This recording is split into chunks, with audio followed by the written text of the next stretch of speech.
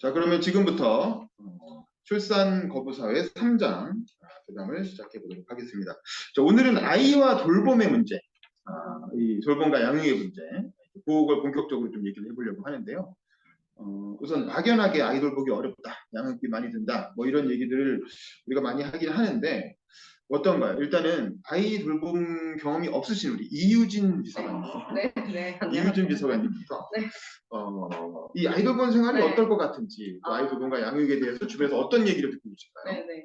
그래서 제가 질문지를 보고 육아노동, 돌봄노동을 안 하는 제가 이거를 말할 자격이 있나 이런 생각이 솔직히 듣긴 했어요. 근데 그래도 그냥 제가 소병원 의원실에서 그 자영업자 소상공인 육아휴직급여 확대 그리고 출산급여 확대 뭐 법안도 냈었고 그리고 조부모 손자녀 돌봄 수당 있잖아요. 그냥 좀 약간 인기 영합식으로 하는 그거를 영유아 보육법 그 개정안도 냈어가지고 그게 그냥 저도 솔직히 말하면 그냥 그 근로 육아와 그거의 그 돌봄 노동의 어려움을 이렇게 생각하고 낸 거지만 그래서 그거를 실무를 맡았던 사람으로서 그냥 얘기를 하고 제 주위 선배들의 얘기를 들으면 근데 그게 저는 되게 다 잠을 못 자는 걸 봤거든요. 이렇게 출근을 했는데 잠을 못 자셨대요. 네, 왜 잠을 못 자세요? 했어요. 그러니까 애기들은 그러니까 잘 때 애기들이 중간에 계속 깬대요. 그리고 깬다고 하시고 그리고 그 우리 여자 선배들 같은 경우에는 그러니까 친정 엄마한테 맡겼는데 뭐 친정 엄마랑 또 트러블이 있다든지 뭐 그런 얘기를 들었고 근데 또 친정 엄마가 또 없는 분도 계시잖아요. 그런 친정 분들은 엄마가 도와줄 수 없는 상황, 네네네네. 멀리 그래서 사시던. 베이비시터를 그러니까 고용을 했는데 그 시터분이 뭐 요즘 비싸다면서요. 요즘 뭐 그거 사대보험도 해줘야 되고 뭐 거의 200만 원? 거의 200만 원 뭐 얼마 전이 아니 한 2년 전에 그 법안이 통과돼서 그게 뭐 아무튼 그것도 사대보험을 해줘야 돼서 뭐 거의 200만 원? 그래서 그냥 남자랑 여자랑 그러니까 보좌관 커플이에요. 여기 그 임종성 의원실이랑 어디였지? 굳이 홍성국 그렇게까지 의원실 짧게 얘기할 수 그냥 없어요. 보좌관 커플이면 되게 그 고연봉자들이에요. 그렇죠. 고연봉자들인데 사급사급이면 근데 그냥 이런 여자 월급 하나는 그냥 날려야 된다. 그러니까 결혼해서 아기 낳으면 그냥 여자 월급, 남자 월급 하나는 날려야 된다. 그래서 그냥 그 여자 월급은 없는 걸로 살아야 된다. 저한테 이 말을 하시는 거예요, 그 보좌관님이. 그래서 와 그러면 내 월급이 없어진다고? 내가 그러면 이 육아랑 이 돌봄 노동을 할 수 있을까? 이런 생각이 들었고 그리고 일단은 저희 의원실이 그때 소병원 의원실이 저희 보좌관님이 약간 좀 트렌디한 거를 하는 걸 좋아하세요. 약간 왜 그러신지 모르겠는데 육아기 단축 근로제도가 있어요. 그러니까 10시에 출근해서 4시에 퇴근하는 거 그거를 뭐 우리가 선도적으로 해보자요. 그런 거 하는 거 좋아하는 보좌관님이었는데 근데 그 선배들이 5급 선임 비서관님들이 저는 그때 8급이었는데 그 막 10시에 출근해서 4시에 가요. 그런 제도가 있어요. 10시에. 육아를 하시는 분들 있죠. 예. 남자 남자 선임 비서관님 두 분이. 훌륭하네. 예. 근데 그 밑에 5급 밑에 6, 7, 8, 9급은 죽어나는 거죠. 5급 두 명이 그렇게 해버리니까. 어떻게 보면 그 의원실의 핵심 인력이거든요. 5급이. 그렇죠. 그 사람들이 일을 제일 많이 해야 되고 그 사람들이 막 끌어가야 되고 중간 관리자 역할을 하는 되게 핵심 인력이 그런 식으로 해버리니까 그러니까 의원실도 안 돌아가고 저도 너무 힘들고 그리고 그분들은 4시에 막 훌루랄라 막 웃으면서 가요. 그러면 진짜 뒤에서 때리고 싶더라고. 막 웃으면서 가요. 근데 집에 가서 뭐 힘들겠지. 근데 나는 그거를 내가 볼 길이 없고 근데 진짜 동료로서 너무 기분이 나쁘더라고요. 그래서 와 나 진짜 너무 제가 근데 그래도 이런 법을 낸 사람인데 이거 육아휴직급여 확대 이거를 낸 사람인데 참자 이렇게 하는데 근데 진짜 막 훌훌 날아가는 모습을 보면 진짜 한 대 확 때리고 싶다. 진짜 그래서 너무 그렇고 일단은 그래서 진짜 오늘 육아와 돌봄 노동의 어려움을 얘기를 하지만 저는 일단은 안 해본 사람이고 힘든 걸 알고 있지만 이런 문제가 실제로 우리 직장에서 발생했을 때 그 동료의 육아 돌봄 노동을 우리가 이거를 감당할 수 있는가 이 동료의 입장에서 저는 말씀을 드리고 싶고 그리고 제가 말씀드리고 좀 나눠서 하셔도 돼요. 네네네. 그냥 한꺼번에 다 얘기 안 해요. 네 알겠습니다.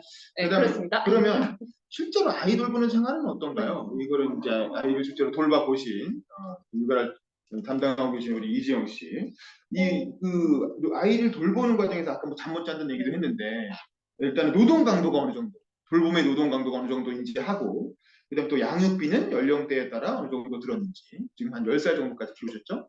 그러니까 뭐 대략적으로 한번 설명해 주시죠. 뭐, 예, 그냥 대략적으로 처음이니까 말씀드리면은 아까 그 이유진 비서관. 비서관님께서 말씀하신 내용에 사실 많은 게 들어가 있어요. 그래서 일단 잠 못 잔다 거기서부터 보시면은 일단 아이가 태어나면은 헌법에 보장되는 기본권이 다 없어져요. 부모의 기본. 근데 자기 개인적인 인간으로서의 기본적인 기본권 있잖아요. 먹고 자고 배변하고. 네, 화장실도 잘 못 가. 화장실도 잘 못 가고 씻는 것도 마음대로. 그러니까 모든 인간의 기본적 생활을 유지하는 자유가 거의 3년은 완전 박탈되고 그 이후 한 10살까지는 일부 박탈되는 그게 이제 사실 육아 노동의 현실이거든요. 가지고 왜냐면 아이가 이렇게 그냥 아직 길러보지 않으면 애는 이렇게 독립적 존재인데 왜 걔를 하루 종일 봐야 되지 이런 생각 들 수 있잖아요. 근데 진짜 하루 종일 봐야 돼. 그 잠잘 때도 계속 거의 깨어있듯이 애한테 신경을 써야 되고 그리고 아이가 태어나면 일단 100일까지는 계속 2~3시간 동안 젖을 먹이 수유를 해야 되기 때문에 그게 그러면 2시간 자고 일어나서 하면 되는 거 아니야 이렇게 생각하는데 그게 아니거든요. 그냥 준비를 또 했다가 또 30분 먹이고 그 다음에 준비해서 또 애를 재우면 또 준비를 하는 기간이 이렇게 막 겹쳐요. 그래서 그게 2~3시간을 엄마가 충분히 쉴 수가 없어요. 네, 그러니까 거의 뭐 처음에는 1시간 반도 연속으로 못 자는 그 밤새 하루 종일. 애는 2~3시간마다 깨지만 그쵸. 그 사이에 또 애를 준비를 먹이기 해야 위한 돼. 준비를 해야 되기 네, 때문에 준비를 하고 부모는 계속 깨 있어야 되는 그렇죠. 상황이 재우고 잠들고 이런 식으로 돼야 되니까 그래서 100일 동안 일단 출산으로 굉장히 몸이 힘들죠. 힘든 상태에서 사람이 100일 동안 잠을 밤에 못 잔다. 통잠을 못 자면은 어떻게 되겠느냐. 그렇죠. 네, 그렇게 해보신 분 있으신지. 네. 페인이 되는 거죠. 네, 뭐 어떤 노동도 그 정도까지 노동 강도 강하진 않거든요. 어떤 야근도. 아, 그렇죠. 네. 그래서 잠은 되게 해주는데. 네, 그러면 현존하는 최고 강도의 노동이다 일단. 극한 직업이다. 네, 극한 100일 동안. 그래서 그 전 처음에 애를 낳았을 때는 거의 인간에서 약간 동물이 나쁘다는 게 아니라 동물로 약간 감정적인 처음엔 동물이 태어난 거죠. 네. 그러니까 인간이라고 볼 수 없죠. 네, 왜냐면 애를 이제 무조건 걔는 독립적으로 살 수가 없잖아요. 3년 동안 누가 그냥 두면 죽어요. 네, 먹여주고 배변한 거 치워주고 그걸 계속 타인의 생명 유지에 내가 전적으로 책임을 져야 되는 게 육아이기 때문에 그거를 이제 계속 지속을 해야 되는 거죠. 그래서 이제 나의 생명의 자유가 없고 이제 오직 그 태어난 새 생명의 그 생명의 유지를 지키기 위해서 내 그때는 자유가 그래서 기사 보면 가끔 미혼모가 아이 혼자 집에 놓고 잠깐 놀러 갔다 왔다가 네. 갔다 왔는데 애 죽어 있고 뭐 이런 게 뭐 그렇죠. 그러면 뭐 네. 엄청나게 비사적 비난 쏟아지고 네. 뭐 이런 일들이 흔히 있잖아요. 맞아요. 며칠만 애를 간다고 그렇기 때문에 어쨌든 이제 자유가 거의 없어진다. 그래서 저는 뭐 거의 극단적으로 한 5살쯤까지도 샤워도 마음대로 못 하거든요.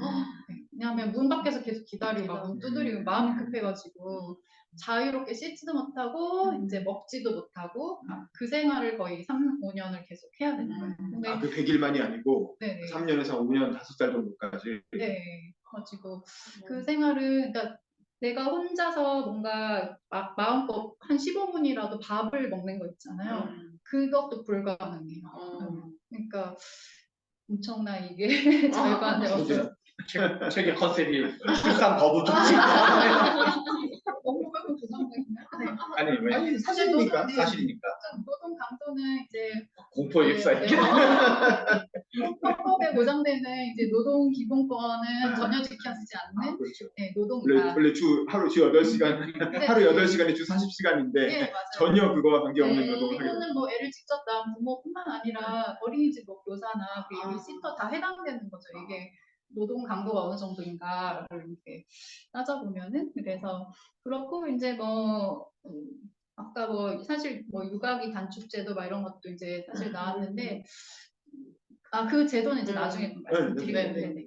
그리고 육아 비용 관련해서는 처음에는 이제 아기 용품을 막 사야 되니까 저는 모아뒀던 약간의 비상금을 다 썼거든요. 어. 근데 근데 요새는 이렇게 막 빌려서도 하고 그게 개인마다 다 다르겠지만은 저는 기본 세트 장만하는 하고 한 1, 2개월까지 한 1,000만 원쯤 일단 애를 낳으면 육아 비용을 그 양육 장비들 같은 거 모은 기구 같은 거 사는데 네. 그리고 그 전에 1,000만 원 들었다. 임신 기간에도 검진 받고 뭐 병원비 많이 들고 저는 조리원은 비싸서 안 갔거든요. 아, 근데 집에서. 근데 조리원비도 거의 4,500 정도 네. 되거든요. 네. 아무튼 뭐 여러 가지 다 합하면 애를 태어나서 한 3개월까지 기르는데 그래도 최소 뭐 1,000에서 2,000만 원은 이제 들지 않나 이렇게. 3개월 안에 1,000에서 2,000 정도 그 들어. 정도. 네. 임신부터 이제 3개월까지 아주 절약하면 그렇게 하고 그리고 아이가 이제 우유 먹을 때 이제 분유값, 기저귀값 들어가고 그 분유값, 기저귀값은 한 달에 한 뭐 20만 원 내로 들었던 것 같아요. 네, 근데 이제 여러 가지 아기 용품을 사야 되고 이런 것들이 좀 많이 들어오고 그리고 나서는 이제 그래도 한 5세까지는 무슨 교육 개념이 아니라 거의 이제 5세까지 보육 개념이어가지고 아이가 뭐 입히고 먹이고 그다음에 어린이집 보내고 네, 어린이집 비용 정부에서 좀 바우처 주고 나머지는 이제 부모가 네, 한 지금 20만 원 정도 가까이 냈었거든요. 그러면 나라에서 한 20만 원이 나와요. 나라에서 한 명당 70만 원쯤 보조되는 걸로 알아요. 어린이집에 그거는 좀 이따 바우처. 설명해. 네. 그래서 그 정도 20만 원 정도 뭐 시설 관련비 내고 그다음에 이제 의복비 그다음에 뭐 먹는 거 해서 한 그래도 한 6, 70만 원은 쓰지 않을까요? 네, 아주 안 써도 한 5세까지는. 5세 정도. 네. 또 그 이후에 이제 교육이 들어가고 초등학교 이제 취학 이후로는 보통은 학원비로 1인당 100만 원 내외로 쓰는 것 같아요. 학원비만. 이 지난 시간에 얘기하신 양육비 월 100만 원이 여기서 네, 그리고 거기에 뭐 사실 의복비랑 다 추가하면 그래도 한 명 기르는데 월 뭐 아껴도 한 150 정도, 100에서 150은 네, 들지 않을까 이제 현실적으로 제 경험에 붙여서 뭐 덜 들거나 더 많이 들 수 있겠지만 그래서 그 정도가 이제 비용이 들어가고 그 이후는 저도 경험해보지 못해서 그 이후는 거의 사교육비로 많이 들어가요. 한 10살 이후부터는 이제 본격적인 사교육비 지출이 시작되는 시기니까 네네. 그것도 전혀 다른 세상이 또 펼쳐지는 거고 네, 그렇죠. 일단 10살 이전까지의 어떤 보육과 돌봄 과정에서의 비용은 네. 주신 것 같습니다. 네네. 그러면 이제 이게 이렇게 사실은 그 아이 돌봄이 힘들고 여러 가지 그 부담과 비용이 발생하는데 그동안 공동체는 뭘 했냐? 정부는 뭘 했냐? 이제 요거에 대해서 좀 궁금해지는데요. 요거는 제가 먼저 간단히 개혁적으로 설명을 드리고 그다음에 부족한 부분은 최병천 소장님께서 추가 설명을 좀 해주시면 좋을 것 같습니다. 그러니까 이게 지난 시간에 우리가 부동산 정책의 관점에서 각 정권별로 뭘 했는지 한번 살펴봤잖아요. 그럼 이 돌봄과 양육이라는 측면에서 뭘 했냐를 보면 사실 시작한 지가 얼마 안 됐어요. 이걸 본격적으로 정부가 들여다보기 시작한 지가 얼마 안 됐어요. 지난번에 얘기한 것처럼 2000년대 이후부터 이 저출산 현상이 시작이 됐고 그 여기 보면 2차 저출산, 2차 이제 인구 절벽이 이제 2000년부터 시작되거든요. 그래서 1.4 정도였다가 1.3 되면서부터 이제 이게 딱 노무현 정부 때예요. 그 IMF 경제 위기 터지고 노무현 정부 때 부동산 가격 폭등하잖아요. 그 시기가 대략 인구 절벽하고 겹치는 것 같아요.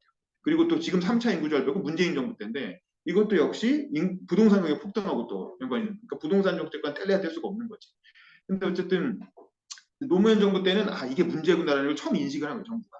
그래서 저출산 고령사회 기본법을 만들었죠. 그리고 저출산 고령사회 위원회를 출범시켰어요.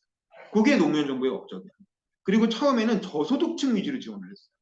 저소득층 다 지원하는 게 아니라 전국민 지원이 아니고 저소득층을 발굴해서 지원하는 정도가 노무현 정부에서 했고 이게 저출산 고령사회 기본법이 만들어진 게 2006년이기 때문에 노무현 정부에서도 이게 문제네? 라고 인식을 해서 뚝딱뚝딱 해가지고 준비를 해서 임기 말에 겨우 출범시킨 거예요. 그리고 5년에 한 번씩 이 저출산 고령사회 기본법을 개정하게 해놨죠. 기본 계획을 5년마다 새로 발표하게 해놨어요. 그러니까 한 정부가 들어와서 이걸 정리를 해가지고 정권별로 5년에 한 번씩 발표를 해서 지금이 이제 4차, 5차 이렇게 윤석열 정부에 들어오고 있는 뭐 그런 상황입니다. 그래서 노무현 정부는 그런 어떤 법적 기틀을 만들어 놓고 이제 떠나갑니다. 그리고 이제 이명박 정부가 들어오는데 이명박 정부는 사실은 그때 말한 것처럼 보금자리 주택에 굉장히 초점을 뒀고 양육과 돌봄이라고 하는 분야에 대해서는 뭐 크게 이렇게 딱히 기억나는 게 우리가 없죠. 이명박 정부에서는 그냥 뭐 그 부분에 대해서는 크게 신경 쓰지 않았어요. 그리고 이 보금자리 주택을 통해서 반값 아파트를 공급함으로써 신혼부부들한테 저렴한 주택을 공급하는 걸로 자기들이 이제 할 걸 다 했다라고 생각했던 것 같고 이명박 대통령 자체가 건설업자 출신이니까 이제 그랬던 것 같고 이 박근혜 정부로 들어오면서 사실은 본격적으로 정부가 저출산 고령화에 대해서 이제 팔을 걷어붙이고 일을 하기 시작하는 것 같아요. 특히 양육과 돌봄 부분에 있어서는. 근데 이제 이 저출산 고령사회위원회라는 거의 구조를 여러분이 잘 보셔야 되는데 요게 인정의 컨트롤 타워잖아요. 각 정부를 아우르는 컨트롤 타워인데 이 위원회 구조의 특성상 이 위원회 위원장이 누군지 아세요? 윤석열 대통령이에요. 이거는 노무현 대통령이 이렇게 만들어 놓은 거야. 왜냐면 이거는 국가적 아젠다이기 때문에 무조건 대통령이 챙겨야 된다라고 해서 대통령이 위원장을 하게끔 만들어 놨어요.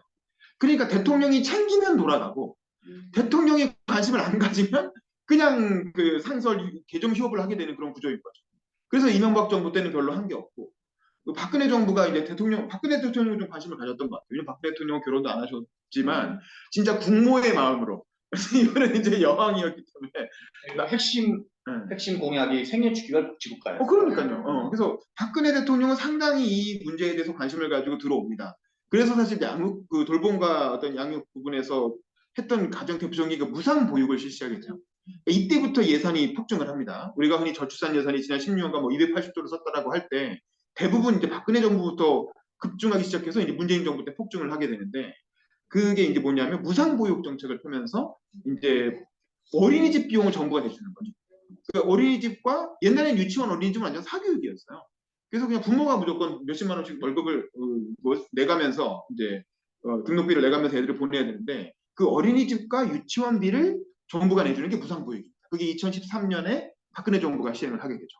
근데 이제 박근혜 정부는 이걸 이제 우리가 이렇게 안종범 수첩, 그 보면 안종범 씨가 이렇게 박근혜 대통령 같이 해서 이렇게 했다는 거 아닙니까? 근데 이제 문제는 박근혜 정부는 무상보육은 정부 정책으로 이제 대선 공약으로 해서 시행을 해놓고 그 예산은 지자체에 떠넘겼어요. 그러니까 지자체랑 매칭으로 하게 해가지고 그래서 지자체 예산을 다 빨아먹었어요 이게. 그래서 이제 구청이라든가 교육감이라든가 이런 데가 갑자기 고정비용이 폭증을 해버리니까 그것 때문에 실제로 그 구청장이나 교육감이 재량적으로 할 수 있는 예산이 굉장히 줄어들어서 그거에 대한 반발을 엄청 심하게 했죠. 야 이거 생색은 네가 내놓고 중앙정부가 생색 내놓고 왜 지자체한테 다 예산을 떠넘기냐. 그래서 그 논란이 누리과정이죠. 누리과정 예산을 누가 낼 것이냐에 관한 논란이 되게 심각했었고 그게 이제 박근혜 정부 때. 근데 왜냐하면 재밌었던 게 정부는 박근혜 정부였지만 그때 지자체는 다 민주당이 먹었었어요. 그때 2012년 지방선거에서 2010년 지방에 민주당이 되게 압승을 했잖아요. 그래서 그때 뭐 안희정이니 이광재가 다 그때 당선됐던 게 그때고 그러니까 지방정부를 민주당이 먹다 보니까 교육감도 다 민주당, 진보 교육감이 다 먹었고 그러니까 민주당한테 탁 떠넘겨가지고 생색은 박근혜 정부가 내고 돈은 민주당 지방정부가 쓰게 만들고 이런 게 이제 박근혜 정부의 어떤 전략이었죠. 그건 뭐 나름대로 정치적으로는 잘한 거죠. 근데 어쨌든 그렇게 해서 무상보육이라는 거, 보육을 국가의 어떤 공동체의 책임으로 끌고 온 게 이제 박근혜 정부의 정책이었다고 할 수 있고, 그 다음에 이제 문재인 정부로 넘어오면서 본격적으로 현금성 지원이 시작이 됩니다. 그래서 아동수당이라는 게 2018년에 처음 2018년이니까 문재인 정부 첫 해잖아요.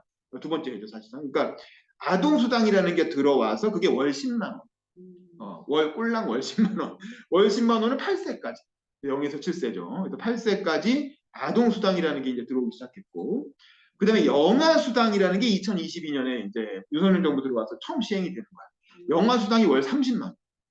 1년. 영아수당은 딱 1년 주는 거죠. 월 30만 원. 몇 세까지 줘요? 1년. 0세. 영아수당. 영아수당. 영세. 그러니까 아동수당은 10만 원을 8세까지 주고, 영아수당은 30만 원을 1세까지. 네, 1세. 32가 35인가 그랬는데, 그거를 알다시피 이번 윤석열 정부가 대선 공약으로 부모 급여라고 하는 걸 제시하면서 월 30만 원이에요. 그 영아수당이 월 30이었는데 그거는 원래 늘어나게 됐었는데 문재인 정부가 만들어놓은 게 그때 도입이 된 거고 윤석열 정부의 대선 공약은 영아수당을 부모 급여로 바꾸면서 부모 급여를 70만 원까지 그리고 그게 영아수당은 문재인 정부가 한 거예요? 윤석열 정부가 아마 문재인 정부가 해놓은 게 그때가 돼가지고 시행이 된 거였을 거예요. 2022년에. 영아수당 자체는. 네. 근데 그걸 부모 급여. 근데 부모 급여가 윤석열 정부의 대선 공약이에요. 그래서 부모 급여가 되면서 월 70으로 늘어나고 나중에 그게 2026년인가 되면 월 100으로 늘어나게 됐습니다. 네, 그래서 월 100만 원을 1년간 줘. 그 우리 일장 때 우리 유진 씨가 그거 준다고 왜 낳겠느냐 얘기하셨는데 그건데 그러니까 월 70만, 거의 2배 이상 늘린 거죠. 3배 가까이 늘린 거죠. 70이 됐다가 100이 되게 돼 있습니다. 그게 윤석열 정부의 부모급여 정책. 부모급여 정책이고, 그 다음에 이제 아동수당도, 아동수당 10만 원 준다 그랬잖아요. 근데 그 아동수당이 어떻게 되냐면, 이게 열심히 하네. 요게 이제 우리 그분, 아동수당이 지금 월 10만 원이잖아요. 이거를 조금 늘려보는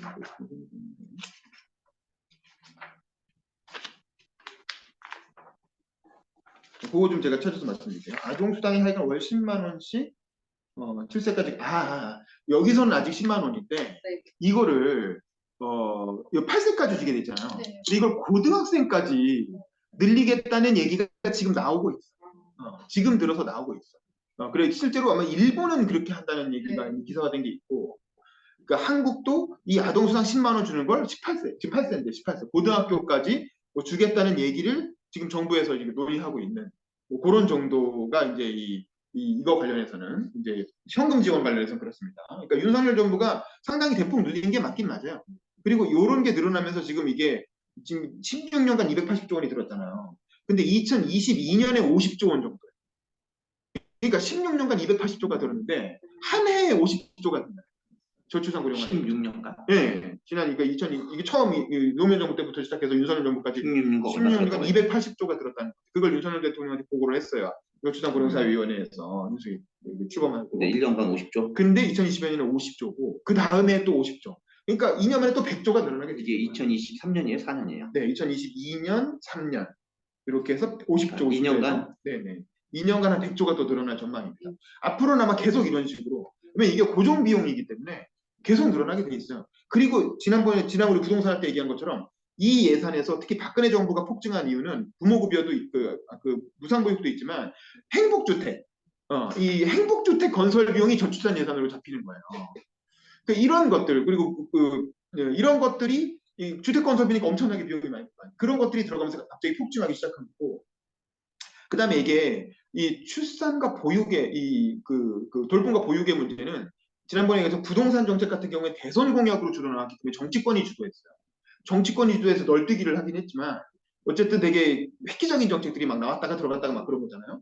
근데 이 돌봄과 양육은 관료들이 주도해요. 그래서 이제 공무원들이 뭐 기재부라든가 보건복지부라든가 이런 교육부라든가 이런 공무원들이 주도하기 때문에 큰 폭의 변화는 없어. 그냥 이렇게 정부가 큰 그림을 잡아주면 그에 따라서 조금씩 이렇게 올라가는 그런 방식으로 늘어나고 있어요. 그 대신 이거는 그래서 이제 천천히 늘어나는 것처럼 보이지만 한 번 생긴 비용이 쉽게 이제 역진하지 않아요. 그래서 이제 그 추세대로 쭉 갑니다. 한 번 만들어진 게 시간은 오래 걸려도. 그래서 이제 아동수당 10만 원 얼마 안 되는 것 같지만 어쨌든 이렇게 꾸준히 가는 거고, 부모급여가 갑자기 이게 30에서 100으로 70, 100으로 뛰는 건 대선 공약이었기 때문에 가능한 거예요. 공무원들한테만 맡겨놓으면 이렇게 급진적으로 올라가지 않죠. 대선 공약이었으니까 팍 튄 거고. 근데 이제 문제는 이런 식의 정책들은 이제 관료들이 주도하기 때문에 가급적 하던 관행에다가 조금 덧붙이는 방식으로. 그리고 시간이 되게 오래 걸린다. 지금 우리 지금 저출산으로 인해 1차 이렇게 3차 인구 절벽이 시작된 게 문재인 정부 때라고 얘기했는데 실제로 그 아동수당 10만 원이 지금 계속 가고 있는 거니까 우리가 생각하는 어떤 시급성에 비하면 사실 변화가 되게 완만하게 간다고 볼 수도 있겠죠. 그리고 윤석열 정부는 대선 공약이었으니까 팍 늘릴 수 있었던 거고, 공무원들한테 맡겨놓으면 이런 부분이 있고, 그다음에 또 하나는 예산을 공무원들이 원래 자기들이 하던 사업 있잖아요. 거기에다가 저출산 예산이라고 덧붙이는 거야. 그러니까 이름 명항목을 그냥 이게 저출산에 조금이라도 도움된다 싶으면 이것도 저출산 예산, 저것도 저출산 예산, 뭐 이런 식으로 덧붙인다는 거예요. 그래서 실제로 보면 어떤 사례가 있냐면 말도 안 되는 거를 기회 걸면 귀걸이 이렇고 뭐 이런 거야. 가족 여가 진흥 목적의 템플 스테이 운영과 종교 문화 행사 지원 예산, 이게 저출산 예산이라고 갖다 붙이는 거야. 그다음에 공무원의 원격 근무를 지원하는 스마트 워크센터 구축 사업. 그러니까 이거 건물 지은 것도 저출산 예산이라고 집어넣고 뭐 이런 식인 거죠. 그다음에 청년 가젤형 기업에 대한 R&D와 대학에 대한 인문 역량 강화 사업, 이런 것도 저출산 예산이라고 집어넣고, 뭐 교육 활성화 선도대학, 사회 맞춤형 산학협력 선도대학 지원 사업, 이런 것도 저출산 예산. 그러니까 이런 식으로 해서 이건 정부가 찾아내고 밝힌 게 이 정도다. 그러니까 그 정도로 그냥 이 공무원들이 자기들이 원래 하던 사업에 저출산 성격이 조금이라도 있으면 갖다 붙여갖고 예산을 막 늘려버리는 거죠. 그래서 이게 280조까지 그렇게 늘려난 측면이 있고, 그래서 그런 것들을 사실 가지치기를 할 필요가 있어요. 그래서 이게 사실 저출산 고령사회위원회가 위원회 체계이기 때문에 대통령이 눈을 부릅뜨고 관심을 가지면서 이걸 쳐내고 문제제기하지 않으면 공무원들한테 맡겨놓으면 공무원들 이런 식으로 일을 하게 되죠. 그리고 이제 공무원이 아닌 나머지 이렇게 교수들이라는 사람들은 그냥 들어와서 자기 아젠다 하나 갖고 들어와서 그거 좀 떠들고 그거 공무원들이 조금 받아주면 이렇게 집어넣고 그 다음에 집에 가고 이런 거잖아요. 그러니까 이게 기본적으로 대통령 아젠다라 대통령이 정말 맘먹고 들여다보지 않으면 표류하게 되어 있다. 표류하고 공무원들이 하던 관행대로 자기 예산 갖다 붙이는 식으로 늘어난다. 그렇게 해서 지금까지 이렇게 되어왔다. 그리고 윤석열 정부에 대해서 한마디만 더 하면 윤석열 정부가 처음에 저출산고령사위원회는 대통령이지만 대통령이 실제 상시라고 관심 안 가지잖아요. 부위원장이 중요하거든요. 부위원장을 나경원 씨를 임명한 거예요. 나경원 씨를 임명했는데 그 파동을 겪은 거예요. 나경원 씨가 이제 헝가리 모델 얘기하면서 그 대출을 탕감해주겠다는 정책을 얘기했잖아요. 그걸 하겠다는 것도 아니고 헝가리에선 그런 것도 한대더라라고 그냥 언급을 한 정도였는데 그러니까 아이를 3살 이상 남은 아이 대출 탕감해주는 정책 고려할 수도 있지 않냐 뭐 이런 식으로 얘기했는데 그걸 가지고 포퓰리즘 정책이라고 몰아붙이면서 대통령실이 나경원 저출산고령원 부위원장을 공격을 했고 그 나경원 위원장을 나중에 아예 해직 이렇게 파면시켜버리죠. 그러면서 저출산고령사회위원회가 갑자기 표류하는 그러니까 나경원이 원래 임명됐을 때는 굉장히 기대를 한 거예요. 대통령 측근이다. 대통령하고 서울법대 시절부터 친구고 부부 사이에서 뭐 부동반으로 밥도 먹는 아주 핵심 측근이고 거물 정치인이 왔다라고 해서 굉장히 기대를 가졌다가 이게 나경원이 당대표가 될 것 같으니까 김기현을 시켜야 되는데 나경원이 뜨니까 측근인 줄 알았는데 알고 보니까 갑자기 팽을 당하는 거죠. 그러면서 저출산고령사회위원회가 정쟁의 어떤 수단의 한복판으로 끌어들여지면서 그냥 이렇게 날아가고 나경원 지금 부위원장이 공석이 되고 대통령이 다시 또 이게 위원장 역할을 해야 되는데 얼마나 지금 관심을 가지고 하고 있는지 잘 모르겠습니다. 그래서 지금 윤석열 정부에서는 사실 저출산고령사회위원회에서 표류할 가능성이 되게 큰 걸로 보이는 이제 뭐 그런 상황이 지금까지의 정부 정책에 대한 상황입니다. 요 정도 제가 말씀드리고 최순장님께서 제가 발표한 거에 대해서 좀 뭐 사실관계 좀 바로잡아주셔도 좋고 좀 생각나는 추가로 좀 코멘트 좀 해주시죠. 코멘트 할 게 별로 없는 것 아, 같아요. 예. 너무 발제가 잘했군요. 네, 감사합니다. 그리고 실제로 별로 없는 것 같은데요. 뭘 더 코멘트를 할지. 네, 그러면 다음 질문이 뭐냐면 이렇게 정부가 지난 16년간 네. 네 번의 정부를 거치면서 여러 가지 정책을 많이 추진을 했는데 그럼에도 불구하고 이 출생률이 점점 낮아지는 이유를 뭐라고 해야 될까? 우리가 이제 그동안 1, 2장에서 논의해본 거지만 그럼 이 정책, 그 정부가 그동안 이 정책 자체에 대한 코멘트 그러니까 좀 해주시죠. 왜 효과가 없었는지. 네. 그러니까 예를 들어서 우리가 불평등 문제라고 하면 불평등이 뭐 증가하거나 그런 어떤 원인을 인수분해하는 게 중요한 것 같아요. 네. 근데 지금 우리가 이제 이 책 준비를 하면서 본 거에 의하면 그리고 이 자료에도 있던데 미혼 연령 자체가 그러니까 미혼자 규모, 결혼을 하지 않는 사람 규모가 대거 급증하고 있다는 거잖아요. 그래서 그리고 미혼 결혼 자체가 소득과 상관관계가 높다는 거거든요. 그 사람들이 이제 급여가 좀 괜찮은 사람은 결혼을 좀 더 많이 하고 소득이 좀 낮은 사람은 결혼율이 현저하게 떨어졌고 그건 아마 이제 남성과 여성의 어떤 그 성별 분업 관계라 그럴까요? 여성의 지위가 전반적으로 많이 올라가면서 옛날에는 하층 노동시장에 있는 사람도 뭔가 좀 그 결혼할 여성 파트너가 있었는데 특히나 이제 약간 남성이 좀 돈 벌어온다는 그런 의식이 있었으니까 근데 이제 그래서 약간 이제 남성들의 노동시장에 비해서 여성들 전체가 좀 약간 밑에 이제 있었는데 이게 조금 올라오면서 오히려 이제 그 미스매치가 발생한 것 같은데 뭐 그러면 지금 그 우리가 이제 방금 윤범기 기자님 말씀하신 거는 역대 정부 때 이랬었고 그리고 이제 정책의 카테고리별로 주로 얘기한 건데 주택 정책, 보육 정책, 그다음에 이러저런 이제 수당 정책들. 그거 말고 그거는 이제 정책의 어떤 이제 투입 단계를 얘기하고 있는데 실은 저출산이 발생하는 원인 분석은 없는 것 같아요. 그래서 예를 들어서 저출산이 발생하는 원인을 미혼자의 규모가 증가하는 게 뭐냐 느낌을 한 20, 30% 원인이다.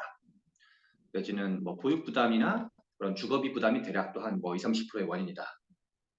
그 다음에 또 이제 거기서 발생하는 어떤 살인적인 또는 뭐 좀 비인간적인 노동 수준, 아이 돌봄에 필요한 여러 가지 그래서 나의 영혼을 갈아 넣어야 되는 어떤 이렇게 뭐 이렇게 갈아 넣는 노동에 대한 그 고통이 또 뭐 몇 프로다. 단순히 뭐요? 영혼뿐만 아니라 실제로 근육도 갈아넣는 거 아닐까? 맞아, 뒤에 맞아. 뼈와 살을 맞아, 갈아넣는 거 물질, 아닐까? 맞아, 아, 진짜. 그러니까 골다공증 오고 막 그러잖아요. 그래서 그런 어떤 이제 원인 분석에 기반해서 정책들이 투입되는 게 아니라 그 얘기는 이제 계속 우리가 좀 이제 초기부터 나왔던 얘기인데 원인 분석이 분명하지가 않다.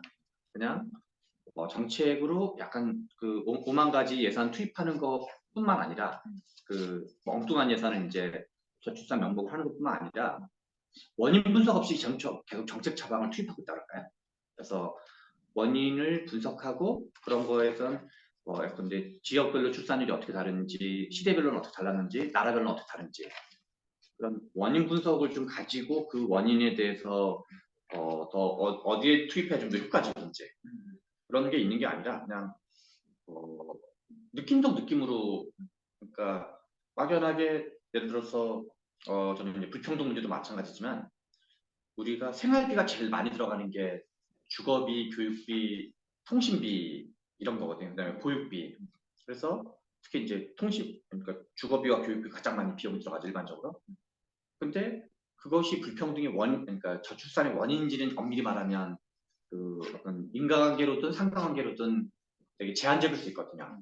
전혀 무관하진 않겠지만. 그래서 저는 좀 쌈박한 원인을 좀 별로 본 적이 없는 것 같아요. 쌈박한 원인에 대한. 제가 미진했기 때문에. 그래서 약간 제가 좋은 불평등이라는 책이라는 게 우리는 그동안 재벌, 신자유주의, 비정규직 때문에 불평등이 증가했다고 알고 있지만 오히려 개혁적인 정부가 있을 때는 불평등이 증가했고 뭔가 좀 보수적인 정부가 있을 때는 불평등이 줄어들었는데 알고 봤더니 수출 및 중국과의 관계가 가장 큰 덩어리를 차지했다는 거잖아요. 그러니까 원인 분석 자체가 엉터리였던 거니까 처방도 당연히 엉터리가 되는 거죠. 돈은 돈대로 뭐 엄청나게 쓰고 사회적 갈등은 사회적 갈등대로 일으키고 그래서 여러 가지 그냥 관료들이 관심 있는 정책 덩어리들. 우리 뭐 보건복지부는 보육에 관심 있고, 그다음에 이제 뭐 또 어디는 수당에 관심 있고, 그 건설교통부, 그 이제 이런 데는 이제 또 그 주택에 관심 있고, 그리고 이제 정치권도 쇼잉을 하는 게 좋은 거고. 그래서 핵심은 원인 분석이 되어 있지 않은 상태에서 대규모 돈이 계속 집행됩니다. 제 생각에는 가장 큰 문제가 아닐까 싶습니다. 알겠습니다. 어쨌든 대규모 돈이 지금 앞으로도 계속 더 집행이 될 예정인데 어떤가요? 유준 씨 같은 경우에 네네. 이게 지금 부모급여가 어쨌든 일장에서도 네, 얘기했지만 네, 네. 부모급여가 지금 70에서 100만 원까지 네, 1년간 네, 네. 그다음에 아동수당이 뭐 8살까지 주다가 뭐 18살까지 고등학생까지 준다 치고 네네. 이런 거기다 또 이제 뭐냐면 첫 만남 지원금이라는 것도 있어요. 네, 맞아요. 그건 애를 네. 낳으면 200만 원 네, 주고 200만 원 주고 그거 카드로 이렇게 바우처 바우처 200만 원 줘서 이렇게 그걸로 이제 아까 말한 그 네. 유아육 물품 사라고 네. 첫 만남 지원금이라는 것도 200만 있습니다. 원. 네. 자, 그런 것들을 준다고 했을 때 이 네. 정도 지원 규모가 네네. 출산의 인센티브가 되겠느냐? 아, 그리고 또 이러한 정책들이 있으니까 네네. 그래도 아이를 한번 낳아봐야 되나? 이런 생각이 들겠느냐? 라는 겁니다. 네네. 어떻게 생각하세요? 제가 이거 보고 되게 재밌는 질문이라고 생각하고 좀 고민을 해봤는데 일단 저는 납세자로서 일단 한숨이 나옵니다. 일단 그러면 100만 원 곱하기 12, 1200만 원? 그러면 뭐를 준다고요? 그러니까 부모급여 100만 네. 원 준다고 치고 아까 전에 말한 네. 100만 원 얘기하는 거죠? 네. 네, 또 첫 만남 200만 원 주고 뭐 또 근데 이게 첫 1200만 만남은 원 아이가 첫 만남 지원금 아이 태어나면 200만 원 200만 원. 네. 그래서 그 돈으로 안 주고 그거는 바우처, 카드를 네. 줘가지고 그 아줌마들이 아니 엄마들이 그거 그리고. 그냥 자기가 하고 싶은 데 가서 긁어요. 음. 네, 그래서 그냥 자유롭게. 음. 네. 그래서 저는 일단 납세자로서 일단 한숨이 나왔고 그러니까 100만 원 곱하기 12면 1200만 원인데 그러면 1200만 원을 받으면 그 차라리 내 연봉을 1200 올리는 게 낫지 않나 이런 생각을 했어요. 그래서 또 일단 그런 생각을 했고 그래서 내 연봉이라는 네. 거는 애들 관련돼서 지원하지 않고 네. 그냥 내 돈이 올라가서 그냥 차라리 내가 좀만 열심히 하면 지금 회사에서 열심히 하면 1200 올리는 거 뭐 쉬운 일인데 네, 그게 더 낫지 않나 이런 생각을 했어요. 연봉 네. 1200 올리는 거 실제로 어렵습니다. 네. 제가 인도 협상을 해봐서 아는데 그렇긴 한데 근데 사실 알바를 근데 해야지. 저희는 좀 올리기 쉬워요. 연봉 올리기 좀 쉬워요. 저희. 거기는 이제 승진을 하면 돼요. 맞아. 거기는 그래서 승진. 그래서 그래가지고 그냥 처음에 내가 좀 더 열심히 해서 1200 승진을 내가 올리면 하고 되지 말지. 않나.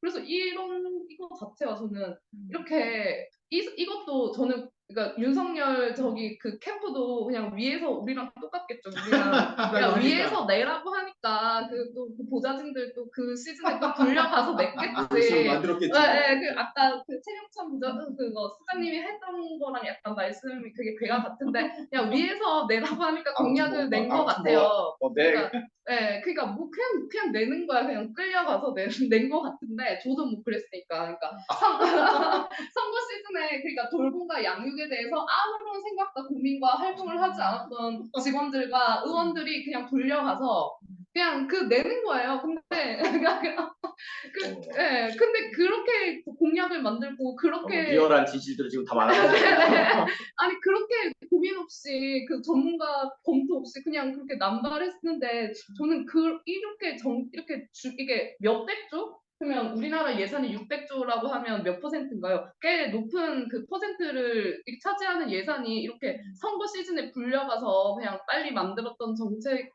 이거에 의해서 지금 집행돼도 되는가 이런 거에 대해서 저는 문제의식을 갖고 있고요. 그리고 이렇게 줘도 저가 만약에 저희 그 SBS에 얼마 전에 딱 저희 세대를 놓치면 안 된다 뭐 그런 게 있더라고요. 근데 우리 세대가 딱 출생률을 마지막으로 끌어올릴 마지막 세대래요. 근데 90년대 뭐 93, 4, 5년생들 고세가 좀 네. 많이 태어났어요. 네, 그러니까 마지막으로 에코 세대, 네, 에코 네, 세대. 네. 마지막 베이비 네, 마지막 얘네들을 놓치면 안 되는데 그러니까 저는 그 세대의 마지막 그 세대로서 출생률을 반등시킬 수 있는 마지막 생계로서 반등을 하기가 싫어요. 이 100만 원에는. 그러니까 생각도 없는데 무슨 1,200만 원 주고 뭘 하라는 건지도 모르겠고 진짜 이거 가지고 지금 반등을 하고 싶은 건지 그리고 윤석열 대통령은 뭐 우리도 비슷한 공약 냈지만 이 양육과 돌봄에 대한 고민을 하고 낸 것도 아니고 또 본인이 네. 애들 낳은 적이 없잖아. 근데 자기도 그냥 양육을 본인이 해본 적이 안 없어요. 해도 괜찮아요. 어차피 그 옆에 있는 사람들이 다 하는 그렇죠. 거니까 그냥 대통령은 그냥 결정만 하잖아요. 방향만. 그런데 또 좀 그리고 뭐지 또 말씀드릴 게 그리고 이러한 정책들이 있으니 그래도 아이를 낳아봐야지. 아니 전혀라는 말씀을 드리겠습니다. 네네. 알겠습니다. 네네. 그러면 이제 실제로 아이를 양육해본 입장에서 네. 지영 씨 같은 경우는 이런 지난 정부가 그동안 추진해왔던 돌봄과 어떤 그 보육 분야의 정책들에서 어떻게 평가하시는지 하고 또 아이 양육을 위해서 실제로 그러면 추진돼야 될 정책은 어떤 것이었는지 어떻게 생각하십니까? 이 주제에 대해서는 아마 제가 좀 길게 설명을 뭐, 좀 드려야 될 것 같은데 한풀이 같은 거라고 원없이 하시기 바랍니다. 한풀이 있습니다.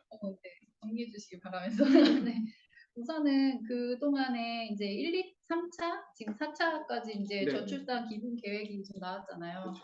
근데 아까 말씀하신 것처럼 1차에는 저출산이 이제 문제구나 좀 인식하는 단계. 그다음에 2차는 외국의 좀 좋은 사례를 조금 도입해 볼까 하는 그냥 계획에 반영된 거고 3차 때는 그래도 좀 현실적으로 좀 해볼까 하다가 아까 말씀해 주신 예산 그 책임성의 문제랄지 이런 것들이 이제 거의 좀 고려가 되지 않은 상황에서 이렇게 추진이 된 것 같고 요즘에는 뭐 4차는 어떻게 되고 있는지 저도 잘 모르겠는데 이제 대체적으로 각 그 4차까지 저출산 계획 그 공통점을 보면은 이제 보육, 아이 돌봄의 그 노동 강도가 이제 너무 세니까 이제 또 여러 가지 이제 돌봄을 잘 할 수 있도록 이제 기혼 가정을 지원하는 정책이 있고 그다음에 또 아까 말씀해주신 것처럼 미혼 가구들 만혼 추세가 이제 심화되니까 이제 만혼 추세의 심화를 좀 완화시키기 위해서 청년 고용하고 이제 주거 문제를 해결하는 그래서 전체적인 틀은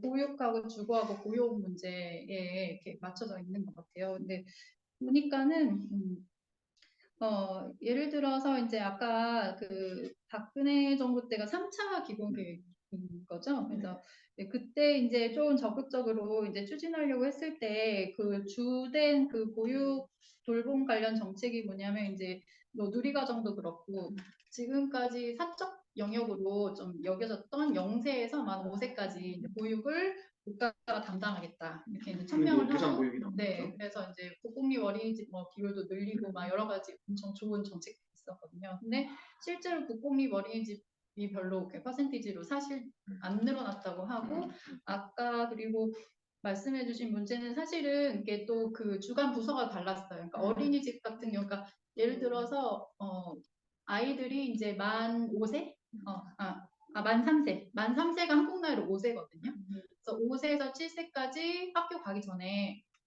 유치원을 가거나 아니면 기존 어린이집에서 그 아이들을 담당하는 반이 있어요. 그러니까 이제 아주 영아를 좀 벗어나서 이제 한국 나이로 5살에서 7살까지 아이들을 돌보는 기관이 어린이집이면은 보건복지부 소속이었고, 그 다음에 또 유치원을 가면 유치원은 교육부 소관이었던 거예요. 근데 그게 이제 어떻게 보면 같은 어린이들인데 이제 소관 그 주무 부서도 다르고 또 받는 교육 과정도 다른 거예요. 그래서 그걸 유보 통합 문제라고. 그렇죠, 네. 그걸 통합해야 되니 맞아요, 말인데 네. 두 개 부서가 이제 네. 정리가 안 되는 그렇죠, 거죠. 네. 그리고 그 예산을 이제 다 지방교육청에 다 전가해버리니까 또 예산 충돌 문제도 있었고, 그래서 당시에는 그런 식으로 약간 현재까지 사적으로 이제 해오던 교육 체계를 어떻게 공적 시스템이랑 양립하게 하면서 많은 어린이들이 어떻게 이제 공적 시스템 편입되고 그 혜택을 누릴 수 있게 하는가에 좀 고민이 있었던 것 같고, 막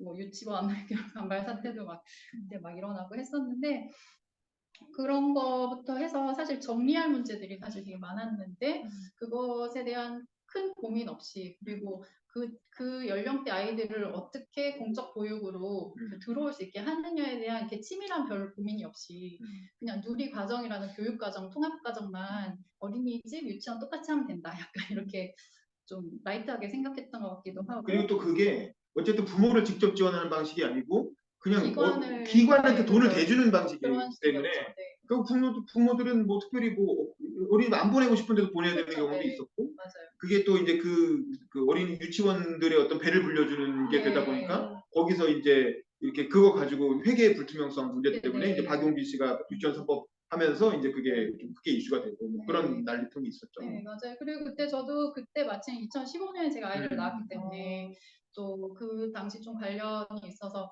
보면은 전업으로 또 아이를 돌보는 가정하고 그다음에 기관에 보내는 가정마다 지원금이 달랐던가 막 그랬어요. 그래서 또 그것도 한번 문제가 되고, 그래서 여러 가지 이제 아이 돌봄이 전업으로 돌보면 그냥 개인이 그 사적 영역이냐, 아니면 이제 기관에 보내면 공적 영역이냐, 이제 이런 것도 막 그런 개념도 정립이 안 된 상태에서 지원금을 또 막 달리하고 이렇게 됐었고, 그리고 또 그 당시에 사실은 이제 저도 아이를 병설 유치원에 보낼까, 그러니까 국공립 어린이집은 한 10%도 안 되거든요, 전국적으로. 그러니까 동네에 거의 없어요. 아주 엄청난 이렇게 경쟁률을 뚫어야 되는. 네, 경쟁률 거의 뭐 뚫어야 서울대 되고. 가는 것보다 어려운. 네, 그리고 일단 제가 이제 좀 소도시에는 아예 국공립 어린이집이 인근에 없고, 좀 이렇게 번화가로 이제 갈 때 거기 한두 군데 있는데, 거기도 맞벌이 가정은 순위가 4순위인가 그랬어요. 그래서 뭐 1순위가 뭐 좀 차상계층인가 잘 기억 안 나는데, 맞벌이보다 이제 다문화 가정이 순위가 더 높거든요. 아파트 청약하는 것보다 네, 어려운. 네, 네. 근데 결정적으로 경설 유치원이나 국공립 어린이집 보내면은 제가 보낸 사람들한테 당시에 한 달에 얼마 내냐 물어보니까 25,000원 내는 거예요. 그러니까 그게 결정적인 경쟁력은 비용인가요?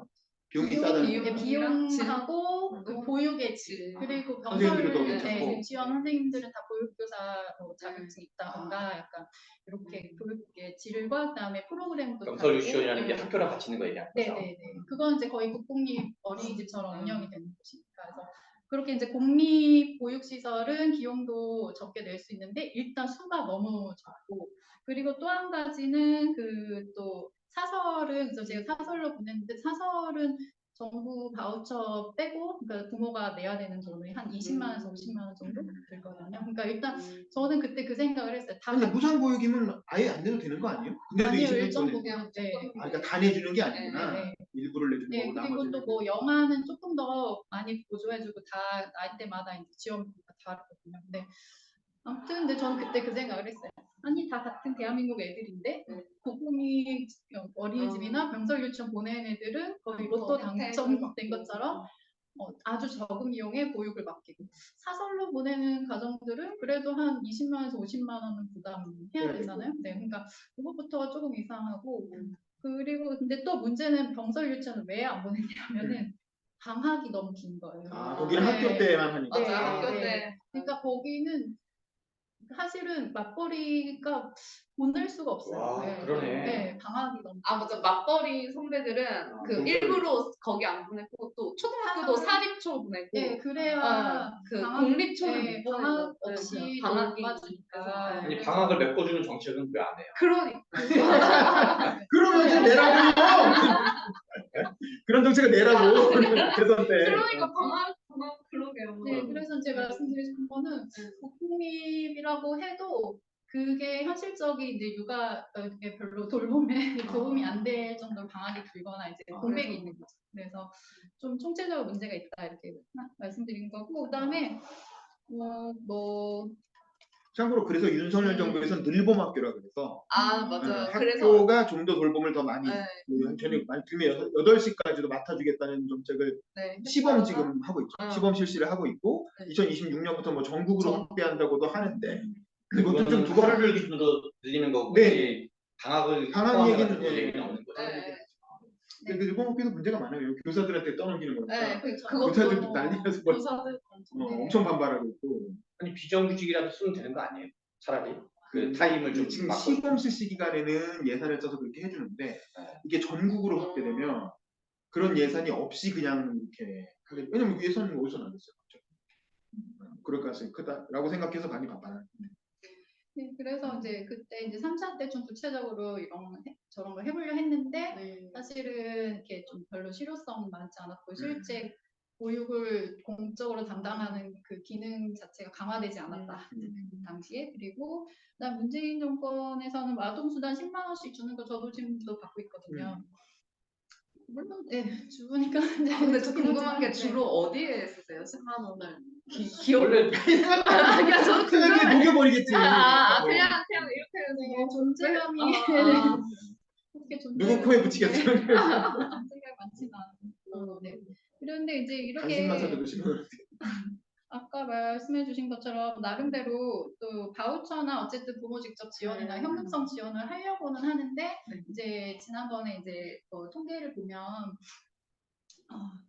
그 현금성 지원 비율이 다른 이제 그 보육 정책을 추진하는 복지국가 OECD 국가들에 비해서 현저히 낮다고 그때 나왔거든요. 저출산 현금성 지원이. 근데 실제로 필요한데 그렇게 지원을 하는 것 같진 않아요. 네, 그래서 전체적으로 이제 지금까지 정책 기조를 보면은 그리고 또 국공립 돌봄 시스템이 강화되지도 않았고 가지고 네, 전체적 이제 정책을 평가하면 일단 그렇고 그리고 그 정책들이 이제 포함해야 될 거 이제 조금 이야기를 해보면은 먼저 일단은 저는 보육할 때 정보도 사실은 정보가 잘 공유돼야 되거든요. 그게 뭐 여성가족부가 다 관장하는 거예요? 지금은 근데 뭐 유튜브만 봐도 여성가족부에서 뭐 출산 시 그러니까 뭐 무슨 혜택이 있다 약간 그런 거 유튜브 정리해서 막 올리고 그런 거 정보라면 어떤 의미를 얘기하는 그러니까 이제 아이를 출산할 때 뭐 예를 들어서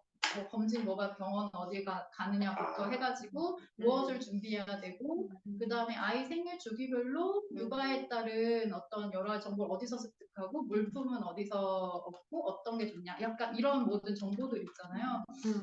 그 다음에 뭐 보육기관은 뭐 어떻게 보내고 그러니까 여러 가지 이제 아이 출산과 양육 관련된 정보 있잖아요. 돌봄 정보 그게 좀 일원화돼 있지가 않거든요. 그래가지고 좋은 지적이에요. 네, 그게 정보가 그리고 저 같은 경우도 거의 잘 몰랐어요. 그래서 예를 들어서 뭐 예를 들어 병원에 이제 갈 때 아니면 지금 보건소 그게 되게 산발적으로 되거든요. 그냥 보건소에서 만약에 진료를 처음에 임신해서 받게 되면 거기서 약간의 이렇게 뭐 정보를 좀 주기도 하고. 근데 일반 뭐 사설 병원에서 진료 받으면 그런 게 받을 일이 없고. 네. 그래서 이제 정보를 얻는 것도 쉽지 않다. 근데 그 아이를 기르는 이제 바쁜데 사실은 그 정보 서칭도 되게 힘들거든요. 그래서 지금 뭐 유튜브 보면은 아이를 출산할 때 뭐 정부 중앙 정부에서 이런 혜택이 있고 지자체에서 어떤 혜택이 있으니까 또 다 신청을 해야 돼요. 그래서 어떻게 신청하세요 하는 게 물론 여가부에서도 이제 홍보를 하지만 그냥 일반인들이 아이를 이제 직접 길러보신 분들이 다 정리를 해가지고 막 논리 되게 엄청 조회수 많이 나오더라고요. 근데 그거를 왜 사인이 하냐. 그래서 네, 국가에서 좀 아이를 임신했다 하면은 예를 들어서 이제 주민센터 차원에서 뭐 사회복지사들처럼 이제 출산복지사를 뭐 네. 고용을 한다든지 해가지고 네. 정보를 좀 주고, 유기적으로 네. 그러니까 실제로 저도 지역 사회에서 뭐 장난감이나 육아용품을 빌리는 뭐 센터가 있대요. 아, 그래가지고 그런 센터가 저 많이 알아봤거든요. 근데 이용하기도 되게 쉽지 않고 뭐 장난감 빌리려면은 엄청 센터가 막 구석에 있어가지고 절대 임신해서는 못 가는 약간 뭐 그러니까 그런 게 있긴 있는데 접근성이 용이하지 않고 그런 것들이 있다는 정보가 통합적으로 제공되지 않거든요. 그러니까 우리 옛날에 코로나 걸렸을 때 코로나 걸리면 무슨 패키지로 뭐 문자 같은 거 맞아요. 보내주고 네, 뭐 이렇게 맞아. 그런 게 알려줬잖아. 필요해요. 국민 네, 비서. 네, 맞아요. 그런 것처럼 네. 사실 이제 육아와 출산 과정에서도 그쵸. 그런 정보 서비스가 네, 왜냐하면 통합적으로 다 되죠. 거의 부모는 처음 되고 처음 겪는 일이 중요한 일인데 그리고 이전에는 워낙 육아를 같이 했기 때문에 그렇죠. 그 엄마가 알려주거나 네, 아무 지식이 뭐 누가 이렇게 네. 이모가 알려주거나 이런 식으로 아, 그냥 가족들 사이에서 정보가 유통되면서 네. 자연스럽게 알게 됐는데 핵가족화되고 네. 아이도 주변에 잘 안 낳고 네. 그러니까 이제 그런 정보가 잘 이제 네, 유통이 안 되는 거죠. 엄청 많은 정보 필요하잖아요. 의료 정보.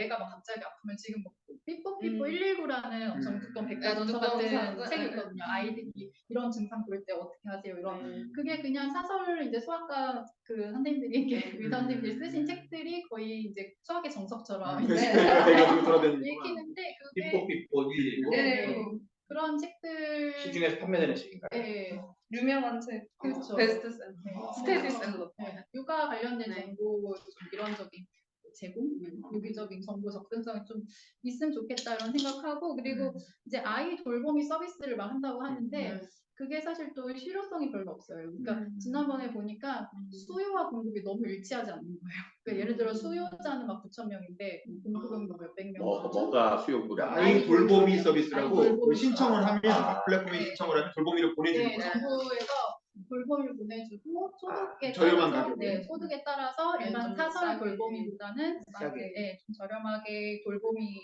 시터분을 고용할 수가 그냥 있는데 연결해주는 시스템인데 네, 그리고 그게 또 부부 합산 소득이 높으면 그냥 네. 비용을 다 100% 내야 하거든요. 아, 그 저소득층한테 도움이 네, 되는 네, 네. 또 근데 그리고 사실은 수요 공급이 안 맞고 네, 수요 공급이 안 맞아서 신청해도 안 오고 신청해도 뭐 몇 개월 기다려야 되고 네, 그게 좀 매칭도 잘 안 되고 해서 아이 돌봄을 이제 국가에서 지원한다고 돌보미를 지원한다고 하는데 사실은 그게 매칭이 잘 안 되고 또 아이 돌보미에 대한 그 지원 그러니까 어린이집 뭐 교사 다 포함해서 그 노동 강도에 비해서 지원이 현재 미흡해가지고 그래서 막 지난번에 시위 막 하시더라고요 아이 돌봄 분들이 그분들도 거의 최저임금일 거예요. 네, 처우가 네, 너무 최저. 열악하다. 그래서 그거 다 사실 되게 디테일하게 세분화돼 있거든요. 가서 한 자녀를 돌보고 자녀의 이제 식사를 도와주거나 뭐 조리까지 하면 얼마, 뭐 조리 안 하고 돌봐주면 얼마, 그다음 두 자녀다 그럼 이제 얼마 이렇게 다 되게 세분화돼 있긴 한데 그게 그렇게 계약된 대로 또 그게 쉽지 않죠. 네, 애가 안 이렇게 되기도 하고. 우는데 그렇죠. 네. 무시하고 뭐 이렇게 네, 나는 요 일만 하기로 했으니까 이건 안 할 네, 거예요. 이럴 수가 없잖아요. 딱 그 계약된 대로 노동을 하게 되지도 않잖아요. 근데 이제 처우도 너무 열악하고 그래서 그런 것도 이제 전체적으로 문제고 이제 또 한 가지는 많은 이제 맞벌이 부부가 얘기하는 건데 등하원 시간이랑 직장 네, 출퇴근 시간이랑 시간이랑 일찍 너무 네, 다르고. 그래서 너무 근데 이제 법정 어린이집 하원 시간을 7시인가 그래요. 근데 7시까지 못 맡기고 이것을 어떻게 왜냐면 눈치 싫어하시고 눈치 보고 다 어떻게든 할머니라 동원해서 3, 4시에 가거든요. 그러니까 이제 등원 도우미, 하원 도우미를 또 따로 고용을 해야 되고 그러니까 어린이집 시스템이 있더라도 기관이 있더라도 등원 하원을 또 따로 이렇게 해야 되는 사실 그 부분은 이제 노동개혁하고 관련된 부분인데 네. 박근혜 정부에서 시간제 일자리가 늘리려고 했어요. 그런 식으로 해서 하루에 한 4시간만 근무한다던가 아니면 출근을 좀 일찍 하고 퇴근을 일찍 하는데도 뭐 이렇게 출퇴근 시간 조정하는 그런 거를 많이 도입을 하려고 했는데 이제 박근혜 정부 노동개혁이 총체적으로 실패를 하면서 문재인 대통령이 막았습니다. 이제 야당 민주당이 그러면서 이제 그런 것들이 잘 안 됐고 뭐 그런 상황에서 결국 9to6라는 이게 보정이 되니까 그게 이제 등하원과 미스매치가 일어나고 네. 그 과정에서 사실은 이제 하원 전쟁이 일어나고 부모가 서로 눈치 봐가면서 나 야근해야 되는데 네가 그 드라마의 단골 소재가 있잖아요. 네가 해 이러면서 이제 서로 막 이러다가 애 집에서 혼자 울고 있고 먼저 갔는데 부모 아무도 안 와서 혼자 울고 맞아요. 이런 상황이 이제 벌어지게 그 현대카드 광고였나 그때 음. 육아 스릴러 제목이 육아 스릴러인데 애가 하원해야 되는데 엄마도 안 되고 아빠도 안 되고 할머니도 안 되고 이모도 안 되고 맞아요. 그게 육아 스릴러인데 네, 저는 맞아요. 너무 깔깔거리면서 봤는데 막 그 선배들은 되게 금감하시더라고요. 맞아요. 너 안 돼, 너 안 돼, 너 안 돼. 진짜 네, 스릴러보다 더 스릴러라고 그렇지 스릴러. 등이 서늘해지는 거지. 아, 육아 지가 스릴러. 어떻게 해야 되지 이러면서. 내가 기다릴 때 어. 네. 뭐 이런 문제. 네. 그리고 이제 또 한 가지는 현실적으로 이제 아이가 아플 때 갑자기 이제 돌발 상황이 있을 때 맞벌이 부분이 아까 말한 거랑 연관이 되는데 애를 누가 갑자기 병원에 데려가냐 그렇죠. 그런 저도 그래서 주변에 맞벌이인데 이제 제가 동네에서 학원을 하니까 이제 부모들이 늦게 퇴근한 부모들이 학원에 애를 맡겨놓거든요. 그럼 제가 좀 돌봐줘요. 근데 갑자기 애가 열이 나요. 그러면은 제가 수업하다 말고 애를 데리고 대리로 병원에 데려가 주기도 하고 막 그렇거든요. 네. 그럼 근데 수당 더 받으셔야 돼요. 그렇죠. 그 통원 수당이라고 하죠. 근데 이제 실제로 맞벌이 부부고 주변에 조부모 없고 친척 없으면 애가 그렇게 갑자기 아플 때 방법이 없는 거예요. 그래서 서울시에서 이제 최근에 그렇게 아이가 아플 때 돌보미 일시 돌보미를 지원하겠다. 그래서 이제 부모가 올 때까지 돌봐주는 그거를 이제 한다고 했는데 이제 서울시 국한된 거고 근데 뭐 중앙이나 다른 지자체에서 시행한 건 아니니까 그래서 산발적으로 그렇게 그러니까 서울시 사는 거 이름이 뭐라고 해요? 일시 저도 돌봄이? 일시 저도 돌봄이? 정확한 긴급 공식 뭐 명칭은 모르겠어요. 아이가 아플 때 이제 긴급 아이 돌봄을 지원하는 서비스인데, 그러니까 이런 식으로 이제 제가 이제 방금 말씀드린 게 거의 대표적으로 이제 좀 맞벌이 부부나 아니면 이제 전업 맞벌이든 이제 전업이든 어쨌든 아이 돌봄에 필요한 그 실질적인 니즈인데 이 니즈에 대한 정책은 거의 없다.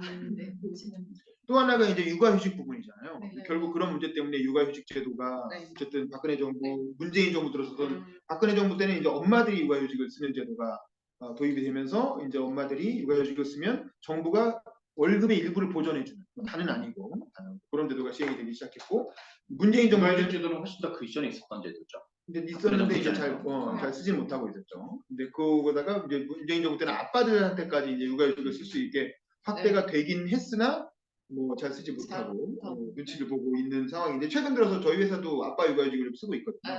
조금 이제 늘어나고 있어요. 이제 좀 가고 있는데 이제 그게 결국에는 그렇더라고요. 우리가 스웨덴이 라떼 파파라 그래서 아빠들이 이제 되게 스웨덴 남자들 잘생겼잖아요. 맨날 바이킹의 후예들이라 키도 크고 잘생긴 잘생긴 사람이 잘생긴 키가 180 뭐인데 일단 기본적으로 잘생긴 사람이 잘생긴 그렇지 뭐 스웨덴 사람이라고 다 잘생긴 게 보면은 스톡홀름 이런 데 보면 이제 유모차를 한 손으로 몰면서 이렇게 카페 라떼 이렇게 들고 가는 아빠들이 많다 그래서 라떼 파파라는 게 이제 스웨덴의 명물로 이렇게 유명하잖아요. 근데 그게 왜 그러는 건가 보면은 거기는 아빠들이 육아휴직을 되게 편하게 쓸 수 있고 근무 시간도 되게 유연하게 조정할 수 있다는 거예요. 그래서 3시면 퇴근한다는 거예요. 3시면 아빠들이.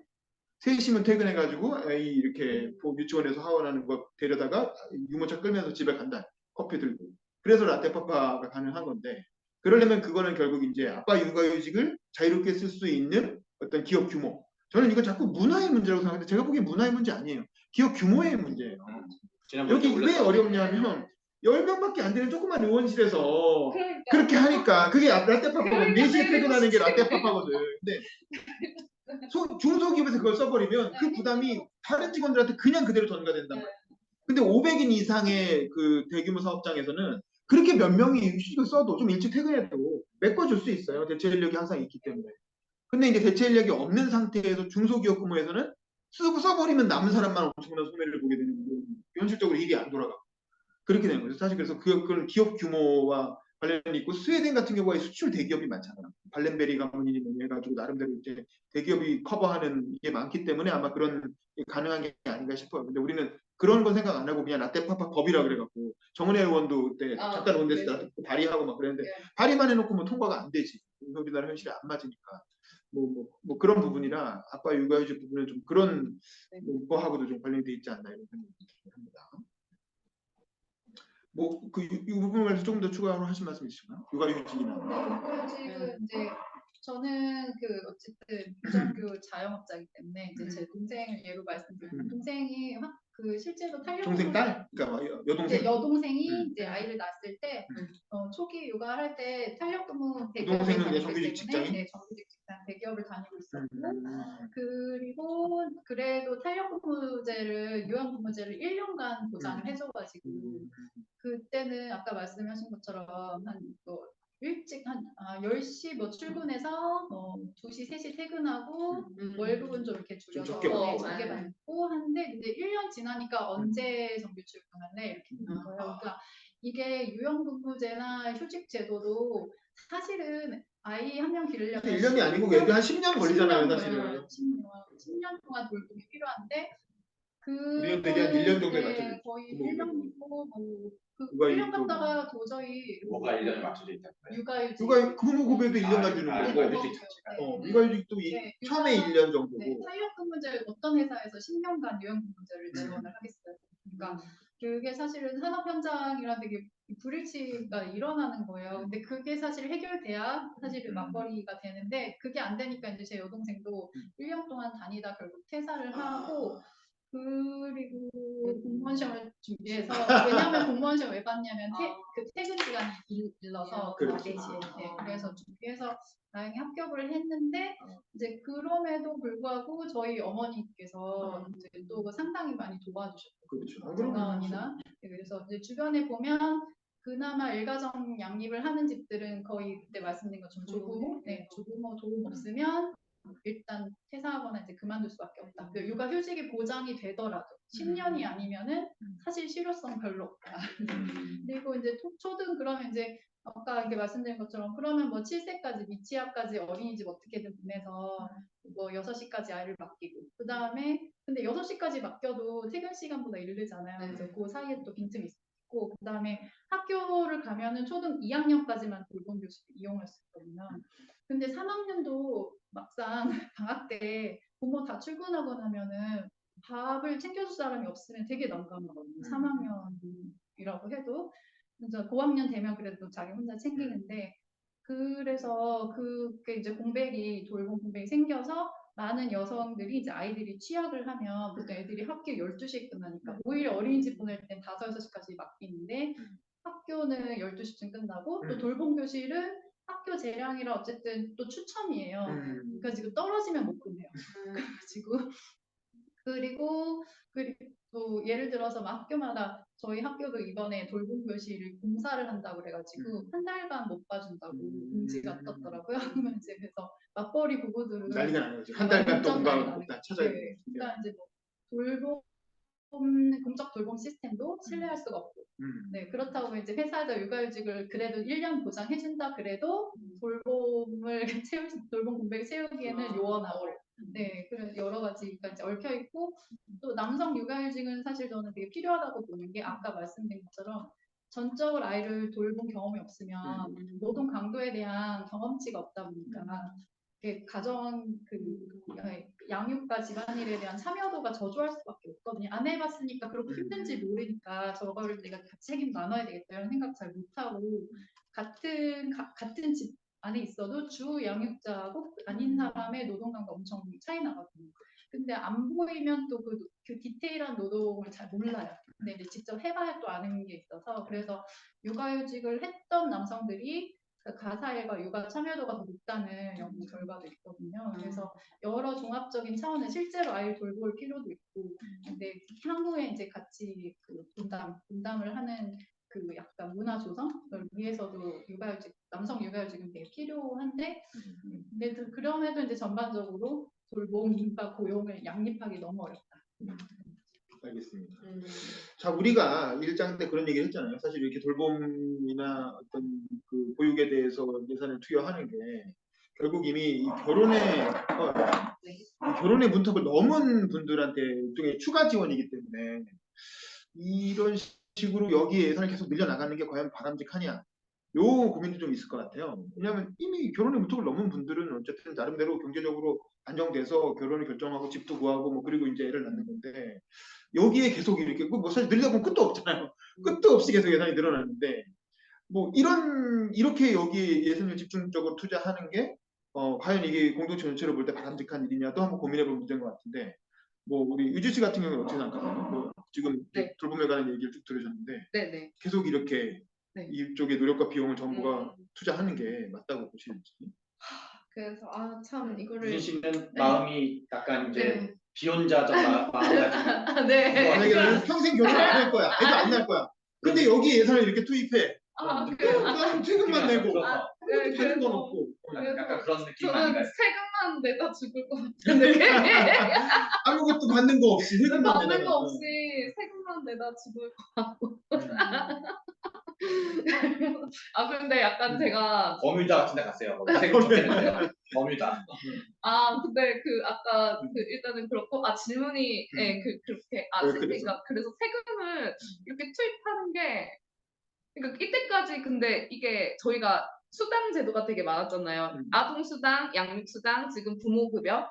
그러니까 이 정책을 어느 시점에서 얼마를 써서 이게 출산율이 얼마 튀었나 그거를 일단은 점검을 해야 된다고 생각해요. 일단은 근데 이게 정책 그 성과 지표가 있거든요. 항상 그 예결위 할 때, 수장님 아시죠? 그 예결위 할 때 그 자기들이 점수를 매겨서 가져와요. 뭐 정책 완성, 그러니까 이 예산을 뭐 예를 들어서 100억을 투입해서 이 사업에 그러면 자기들끼리 성과 지표를 이 공무원이 뭐 90점, 뭐 100%였나? 그 딱딱 그거를 본인들의 성과 지표를 가져와요. 그러니까 이런 식으로 이게 성과 지표를 만들어서 누구나 동의할 수 있는 그래서 일단은 그거에 대한 그 작업이 되어야 된다고 보고요. 그 작업에 의해서 이게 효과가 있었다면, 제가 효과가 있었다면, 죄송합니다. 그게 그 정책 효과가 입증이 됐다면, 정말 냉정하게 돈을 투입해야 된다고 생각하지, 이런 식으로 무슨 효과도 없는 것 같은데, 뭐 세금은 내라고,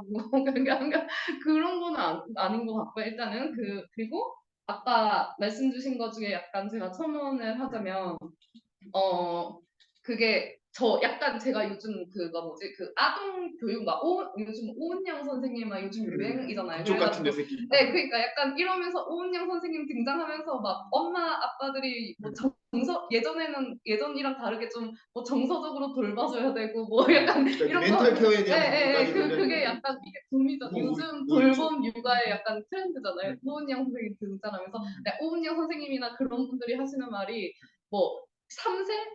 그러니까 5살까지는 엄마, 뭐 한 사람 양육자 한 명 혹은 엄마가 무조건 키워야 된다. 뭐 이런 식으로 말씀을 많이 하세요. 근데 주 양육자가 있어야 된다. 주 양육자가 있는데 그거는 주로 엄마가 좋다. 그 조부모보다는 막 그런 식으로 말씀을 하시고. 근데 그게 현실적으로 그럼 뭐 회사 그만두는 얘기밖에 안 되잖아요. 그러니까 그거죠. 막 약간 그런 거 얘기하면서 신혜진 의원 하셨던 분도 그런 식으로 얘기를 하시고 5살까지 엄마가 키워야 된다고. 약간 아니 그런 뭐 교육학적으로 보면 그럴 수도 있죠. 네. 근데 뭐 어쩌란 네, 말이에요. 그러니까요. 근데 또 뭐 5살까지의 정서가 뭐 평생을 잡아온대요, 그 인간의. 그래가지고 5살까지가 인간은 엄청 중요한데 그때까지 엄마가 집에서 무조건 옆에서 키워야 된다, 집에서. 그리고 교육학적으로 어린이집은 좋지 않대요. 그러니까 집에서 그 1대1로 이렇게 커뮤니케이션 하면서 키워야 된다. 약간 근데 또 그런 게 또 붐인 거 보면 그런 그 오은영 선생님을 필두로 한 그런 걸 보면 이거 너무 현실과 괴리됐는데 이게 왜 갑자기 이런 제가 보기에는 그거는 네네. 옛날에는 대가족이었기 때문에 대가족이어서 집에서 엄마만 네. 있는 게 아니잖아요. 네네. 엄마, 할머니, 뭐 이모, 부모 다 같이 사니까 거기서 이제 직접 눈을 마주치면서 커뮤니케이션하는 네네. 그리고 여러 명이 한 명을 돌보는 시스템이었던 거죠. 근데 이제 어린이집에 보내면 한 네네. 명이 여러 명을 돌보는 시스템이 돼요. 당연히 보육의 질이 떨어질 수밖에 없죠. 대가족에 비하면. 네네. 그러니까 그게 더 좋다는 건데 그건 당연한 얘기죠. 근데 지금 대가족이 아니라 핵가족이어서 1대1로 이렇게 돌봐야 되는데 네네네. 그러면 그 혼자 남는 엄마에게 너무 지나친 과중한 노동 부담이 되는 거고 그게 이제 멘탈 케어로까지 멘탈 공격으로까지 이어지면서 이제 우울증으로 이어지고 네네. 뭐 이렇게 되는 거기 때문에 네. 오은영 선생님 말은 합리적이고 뭐 이상적인 말이긴 하지만 핵가족 시대에 맞지 않는 얘기고 뭔가 다른 대안이 필요한 거 아닌가. 예, 그런 면에서 남자의 육아 참여도 필요하다라는 얘기를 이제 많이 하고 아빠 육아 얘기도 하셨는데 우리 최백천 소장님 이 어떻게 생각하시는지 실제로 아이를 양육할 때 지금 이렇게 봄이가 있고 가을이가 있잖아요. 2명의 아이를 키우고 계신데 어느 정도 비율로 돌봄에 아이를 돌보는 데 참여하셨는지 그리고 뭐 어떻게 생각하시는지 이 부분에 대해서 여기 예상 질문에 있는 겁니다. 제가 만든 게 아니고. 네. 어느 정도 비율로 네, 노동에 참여했느냐를 숫자로 따지면 퍼센티지. 숫자로 되게 이제 곤란한 있었어요.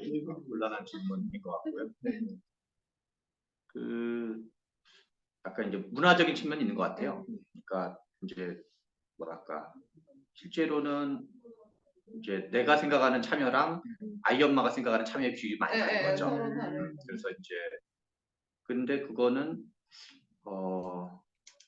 그러니까 꼬맹이 때 키워주는 건 같이 키워주죠. 그러니까 뭐 분유 먹이고 등등 이제 한다고도 하는데 그 일단 나는 잠을 깊이 잠들고 아, 감기가. 그러니까 아까 그 잠 못 자는 기간에는 자꾸 자꾸 그러셨구만. 용돈을 보장받으셨네. 나중에 나한테 출근을 해야 되니까 뭐 보자는 거. 물론 이제 뭐 근데 이제 원래 난 한 번 자면은 머지않아서 안 깨고 네. 애기 엄마는 약간 선잠을 자는 스타일이고 그래서 이제 뭐 그래서 아예 그냥 애기 엄마는 딴 데 가서 뭐 마루 가서 자든 아니면 뭐 내가 애를 끌어안고 하지 있고. 않는 이상 그렇게 하지 않는 이상 나는 그 애가 뭐 하든 잘 모르거든요 아예 그런 거가 있고 깼나 보다 하고 자고. 그다음에 이제 그 가사 분담 같은 경우는 뭐 불만이 많죠 애기 엄마 입장에서 가사 분담 불만이 많고 뭐 지금 뭐 부분적으로 뭘 담당하고 있긴 한데 뭐 설거지는 뭐 내 담당하고 뭐 쓰레기 분리수거는 뭘 담당하고 그런 걸 하지만 이제 그래도 역시 이제 불만이 많아서 그런 건 좀 이제 그런 게 있고 근데 뭐랄까 이렇게 그 문화적으로 그런 걸 좀 덜 해봐가지고 그런 게 뭐 덜 해본 것도 있고 이제 물론 뭐 그게 핑계가 될 수는 없는데 그런 측면이 좀 있는 것 같아요. 근데 아까 전에 우리 그 지영 씨가 얘기한 것 중에서 듣다가 육아휴직 10년 같은 거 얘기하면서 어떤 생각이 좀 들었냐면 아까 뭐 윤범기 기자 잠깐 얘기했던 건데 그 어떤 돌봄과 노동시장과의 관계 같은 거가 좀 이제 고민이 좀 많이 되는 것 같아요.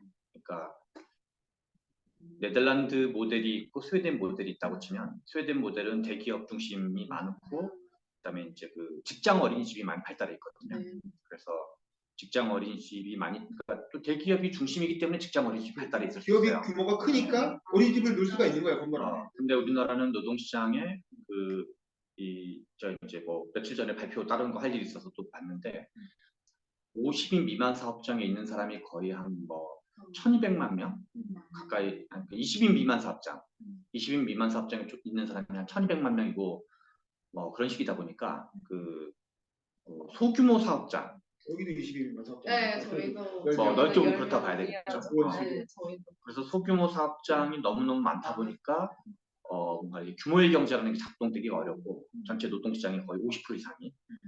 근데 소규모 사업장은 왜 늘어났는지를 보면은 우리나라가 이제 뭐 경제 발전 과정에서 이제 대기업을 팍팍팍 밀어주던 전통이 있어서 민주화 이후에 소규모 기업들도 막 나도 좀 밀어줘. 그래가지고 이러저런 혜택을 많이 주다 보니까 되게 소규모 사업장을 도와주려고 혜택을 줬는데 그게 제도화되면 어떤 일이 벌어지냐면 크면 안 되는 거가 돼버려요. 크면 그 혜택을 못 받게 되거든요. 피터팬 증후군이라고 불리는 거죠. 그래서 나는 계속 조그만 사업장을 나가야지. 컸다가는 완전 작살나는구나. 회사가 더 커지면 작살나는구나. 라는 경우가 돼서 그런 게 하나가 있고 또 하나는 근데 네덜란드는 파트타임 노동으로 유명한 나라예요. 원래 전 세계적으로 유럽의 노동시장 전체가 비정규직 비율이 쫙 증가하는데 그 비정규직 여러 가지 유형이 있는데 비정규직 중에서도 파트타임 노동이 증가하는 게 유럽의 일반적인 패턴이에요. 근데 파트타임 노동은 왜 증가했냐면 여성의 사회 경제적 지위가 올라가서 증가를 해요. 그러니까 뭐 이제 단순하게 도식화시키면 그런 거죠. 남자만 일하던 남성 외벌이 모델 시장이 있었는데 그때는 여성이 그냥 돌봄을 전업으로 하던 거죠. 그 일종의 약간 전업주부 개념이었다 그럴까요? 근데 여성이 점점점 노동시장으로 들어오게 되면서 어떤 그 경제의 서비스화 그동안 제조업 중심 경제 때는 남자가 좀 더 중심으로 일을 했는데 서비스업이라든가 지식산업 쪽으로 하니까 이거는 어떤 남성과 여성의 근력적인 기준이 별로 안 중요해지거든요. 그래서 경제의 서비스와 경제의 어떤 지식 노동화 이런 것이 벌어지면서 산업구조의 그런 변화가 여성의 경제활동 진입이 확 늘어나게 되고 근데 여성이라는 존재가 출산을 남자가 하는 건 아니니까 그래서 이제 아주 오랜 그 사회에서 일종의 이제 모성 어머니 역할 모성 노동 돌봄 노동을 여성이 하다 보니까 그래서 이제 실은 비정규직이 늘어나는 거예요. 유럽 전체에서. 그래서 절반 정도는 이제 아이를 돌보고 절반 정도는 노동에 참여하고 그런 형태로 이제 해서 여성의 고용률은 대신 올라가죠. 여성의 고용률은 올라가고 노동 시간은 이제 약간 그 이제 파트타임 노동이 증가하고 그래서 스웨덴 방식은 이제 원래도 스웨덴 모델은 노동조합이나 3인당이 주도해가지고 정리해고는 좀 더 자유로운데 직업 재전환 과정에 대한 아주 두터운 지원, 사회보장 제도 이게 편의상 스웨덴 모델을 표현하고 네덜란드 방식은 파트타임이 활성화되어 있는데 그 파트타임과 정규직과 비정규직의 전환에서 별 차별이 없는 거죠. 전환에서 별 차이가 없고 그리고 이제 또 그 정규직에 대한 고용 보장 제도가 아주 강하지 않은 거죠. 그래서 사업자 입장에서는 어떨 때는 이 사람이 지금 예컨대 이제 그 뭐 아이를 돌봐야 되니까 저는 4시간만 일할게요. 그러면 그게 이제 가능했던 거죠. 그런 취업이. 근데 우리는 노동시장도 좀 경직적이고 변화 속도는 세계에서 제일 빠르고 가치관의 변화도 세계에서 제일 빨랐고 그래서 어떤 이제 어머니 세대의 여성의 가치관과 이제 그 딸 세대의 여성들의 가치관이 이제 경제 변화도 빠르니까 경제 변화가 빠르니까 가치관의 변화도 같이 빨라진 거죠. 그리고 또 그런 연장으로 이제 페미니즘을 둘러싼 갈등이 있었는데 그래서 아까 전에 지영 씨 얘기를 들으면서 육아휴직을 10년 정도 보장해 주는 게 사업주 입장에서 가능한 거를 생각을 해보면 예컨대 그냥 지금 지영 씨가 직원을 만약에 지금 네. 그 영어 이제 그 학원에서 직원을 쓴다 하더라도 원장님 저 10년 육아휴직 하려고 그러는데 10년 뒤에 돌아오겠습니다. 저 입사 6개월 됐는데 저 10년 뒤에 다시 돌아갈게 그러면 잘 갔다 와 할 수 있는 게 10년 뒤에 그 회사가 없습니다. 일반적으로. 그런 게 쉽지 않을 것처럼 뭔가 이 어떤 노동시장의 전반적 변화 특히 이제 아까 저는 그때도 박근혜 정부가 말할 때도 시간 선택제 일자리 좀 우호적인 편이었거든요. 그래서 우리가 이제 노동자의 처우라는 거를 좀 인수분해하면 정규직은 왜 좋고 비정규직은 왜 안 좋냐라고 말할 때는 평생 고용인지 여부 그다음에 이제 이게 실은 어떤 전형적인 형태를 거의 공무원에 가까운 거를 실은 정규직으로 가정하는 거거든요.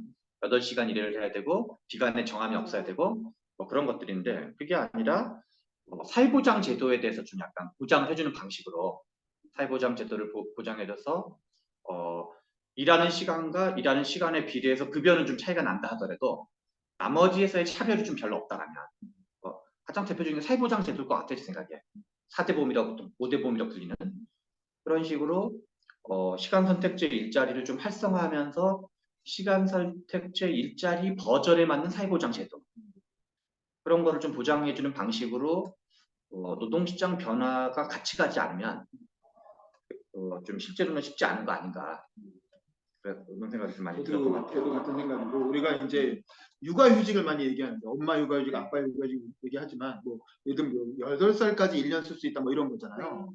근데 사실 1년 쓴다고 해결되는 것도 아니고 그 8살 안에 자기가 그냥 쓰고 싶을 때 그냥 쓰거든요. 법으로 보장돼 있다 하더라도 그걸로 어차피 해결되는 게 아닌 거기 때문에 육아휴직보다는 사실은 유연근로제가 더 중요하다. 유연근로제가 진짜 핵심이다.